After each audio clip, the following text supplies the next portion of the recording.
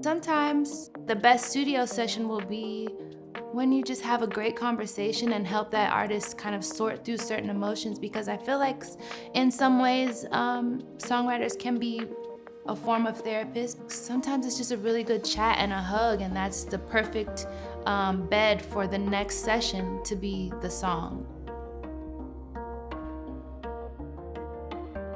Hey everyone, welcome to Songwriter Saturday. I'm Kim, and today I'm thrilled to welcome to the show Victoria Monét. She's an incredible artist. You should check out her project Jaguar and also her most recent single Coasting. But also she's a prolific songwriter who's written with everyone from Chloe and Halle to Brandy to Blackpink to Selena Gomez, and she also has a long-standing creative partnership with Ariana Grande, who she's written with since 2013. Victoria, it's so great to have you on Songwriter Saturday. Thank you for joining me. Thank you for having me. This is exciting. I wanted to start off by talking a little bit about your start in the industry, because initially you actually ended up joining a girl band and moving down to LA. How did you make your segue from being in this girl band to then kind of focusing on songwriting? As far as artistry and songwriting, I always put them together because I was writing songs in Sacramento, where I'm from, as an artist. Like, I didn't really have the ability to take the songs I've written and like place them on other artists. So all the songs I've written were just for me. But I did, when I came to LA and learning more about the business, have that dream of being like Carrie Hilson, being like Missy Elliott, being like The Dream, like Neo, and seeing these people do both successfully. And so I just really kept writing, and I realized that not every song is for me. So what was your first big placement, like the one that sort of set you on the path of like, okay, I'm doing this, it's all gonna happen? My very first placement was with Diddy, Dirty Money, a song called I Hate That You Love Me. You listen back to the project that you're on and you hear people re-singing your ideas and putting their own flavor on it. It's just like so exciting. It's a lot of adrenaline. So I was really super happy and inspired by just getting that placement. Congratulations on your new single, Coastin'. Thank you. It feels like a real kind of 90s R&B jam. Yeah. That's like the vibe, and like pretty sexy. Tell me a little bit about writing that and what kind of headspace you were in when you came up with it. I think I was actually in the opposite headspace of what the song sounds like.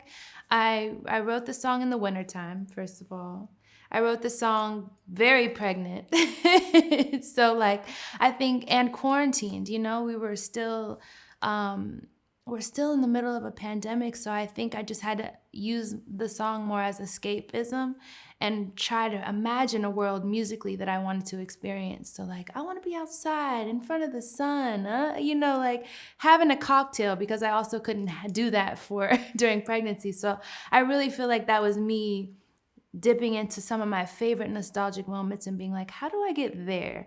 I can't get there physically, but I can do it through this song. I mean, speaking of motherhood, congratulations. Thank you. So you've got this adorable baby girl, Hazel. How are you balancing motherhood and creativity? It's a learning experience for sure. It's just a new way of operating. And I feel like I always have to remind myself, because there's a lot of emotions that come with having a baby, especially in the first few months. I have to remind myself that everything's going to be okay. Women can do everything. And so I have to be, as hard as it is sometimes, be another example for someone else who wants to do both. You shouldn't really have to decide between career and family. So I'm happy to see Kehlani, Cardi B, Tiana Taylor, all of these women that I can look at as examples. Like, you know what? They did it. And I want to be a part of that list as well.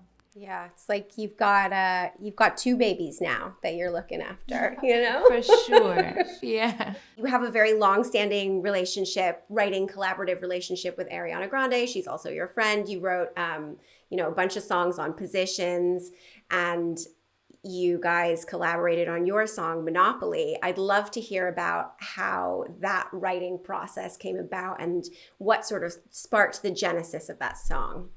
Well, that Monopoly actually was a song that I had already done in another session. And I was visiting her on tour. She had mentioned, she was like, we need to do another song together, because we already had a song called Better Days out out together. And so I was like, I think I have a song that you would really like. And so when I played it for her, we were just bopping around the hotel room. Like it felt right and we loved it. So then I want to say the next city, we found a recording studio. And we had Social House, who was also on tour with her at the time, reproduce an ending for us. So we just made some additional lyrics, and there was a point where we were in the studio together, and that's what the ending of the song is, where we were just kind of like freestyling. I love this about that recording session because usually we would go in the booth separately, one at a time, but we were sitting next to each other, and so this is why you get that ending conversation. And she was like, we have to keep it. I was like, okay. Tell me a little bit about the process behind creating Jaguar and who worked on it with you. Yes, Jaguar. My experience with Jaguar was really at a place where I wanted to explore a new version of me. You know, I know how to tap into a lot of different things as a writer, but I'm like, what is my favorite music? And so I was drawn to the 70s era, and I think that has a lot to do with my grandma. She had me listening to a lot of classics and, you know, that Motown, that Earth, Wind, and Fire. So I went in with some of my favorite people, D-Mile being one of them. He was actually, speaking of D-Mile, someone that I and the two other girls from the girl group lived with at the very beginning, along with probably 5 other people in a small apartment. And we were just grinding it out. Like, we were just all trying to follow this dream. And we came home with smiles on our faces, no matter what the numbers were looking like in our bank accounts. But I'm just happy to look to my left now and see D-Mile. You know, I think because of our foundation and our friendship, well, really our family-ship, that's definitely family. We have a different level of communication in the studio that feels so familiar and easy and it's like duh. What artist, mentor, collaborator, anyone in your life would you say you've learned the most from over the course of your career?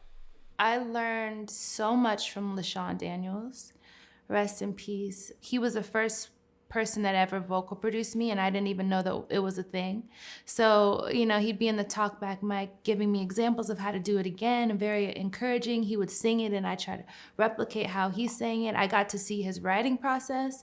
You know, he's written some of my favorite songs and albums, and also how he deals with artists. So then when I was switching roles with him, you know, trying to be like him and be a vocal producer, be a writer, be a great singer. I use still a lot of the way he made me feel. I want artists to feel when I work with them and I vocal produce them. There was a complete trust there.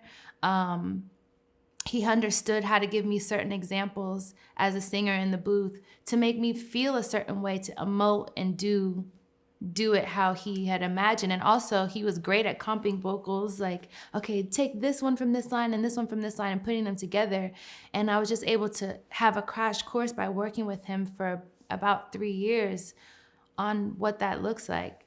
And so I owe a lot of who I am as an artist, as a vocal producer, as a writer to LaShawn. Has there ever been a situation where you're like, man, this session is not going very well, and then somehow you manage to turn it around and create something awesome out of it?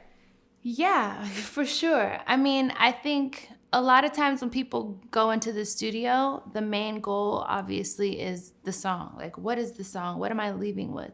And sometimes, like, the best studio session will be when you just have a great conversation and help that artist kind of sort through certain emotions, because I feel like in some ways, songwriters can be a form of therapist, because you have to tell them so much of what's going on with you in order for them to kind of emote and get that on paper. So I feel like sometimes it's just a really good chat and a hug, and that's the perfect bed for the next session to be the song, you know? So it definitely, I try to release that pressure too of thinking about the material thing that came out of it, because sometimes it's really just the experience and the moment that you needed, and that will be what gets you to the song later, you know? Well, thank you so much, Victoria, for joining me on Songwriter Saturday. I really appreciate it. Thank you so much for having me. Happy Saturday.